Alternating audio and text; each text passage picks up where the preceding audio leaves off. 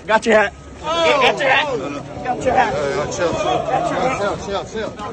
Well, things went exactly how you would expect at the recent Floyd Mayweather vs. Logan Paul fight conference. What was meant to be a big day for Logan, though, soon turned into being all about his brother Jake. I'm gonna get into all the details in a moment, but first, if you could do us a big favor and please tap that like button, we would really appreciate it. And with that out of the way, let's begin. Floyd Mayweather just snapped during what was meant to be his official press conference for his upcoming fight against Logan Paul. This fight is also Mayweather's return from boxing retirement, but it was Jake Paul who left the undefeated legend seeing red. Luckily, there were tons of cameras and press there for the pre-fight conference who were able to capture this wild fight. Previously though, Floyd had given an interview stating that he would happily fight both brothers on the same night, one after the other, which would be absolutely insane. Jake Paul, who was fresh off of a win after knocking out retired MMA star Ben Askren, decided to confront Floyd in front of everyone, which led to the insane moment where Jake decided to steal Mayweather's hat and then run the other direction. Jake could be heard taunting Floyd by saying, "Gotcha hat," which was quickly branded into a line of merchandise on his website, so I feel like he had that whole thing planned.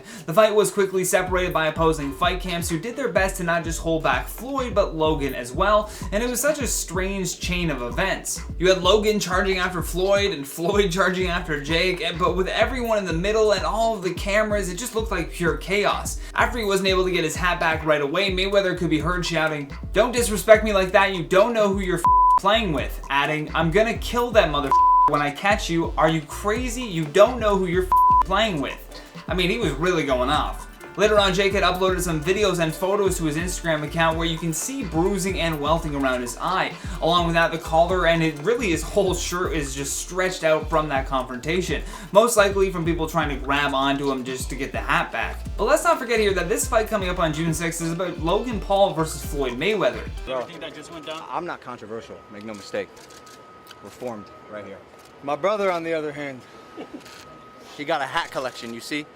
That's what happened. Despite Jake being the clear instigator in this incident here, Logan has just become more furious with Floyd Mayweather. Following the scuffle, he's quoted as saying, "This so personal, this so personal," Logan said. "I thought this gonna be kind of cute. Go and put on a good show. It's gonna be a fight, bro. It's gonna be a war." Adding, "Floyd did look pretty emotional. He was angry. He can act cool all he wants on stage, but I think my brother's kind of doing my job for me.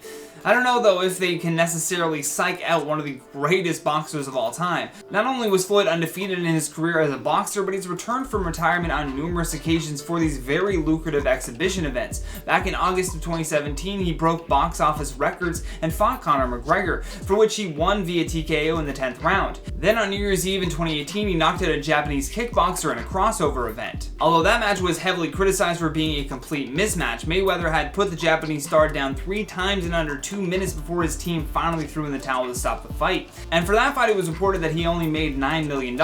I say only because for this upcoming fight with Logan Paul, Floyd has already boasted that he's getting paid in the ballpark of $100 million just to fight the YouTuber. The former 5-weight world champion told the Disruptive Entrepreneur podcast, "I can fight a fighter right now and I can guarantee myself $35 million, adding, "Or me and Logan Paul can go out, entertain, have fun, and make 9 figures, $100 million or more, $35 million for 12 rounds, or $100 million for 6 rounds.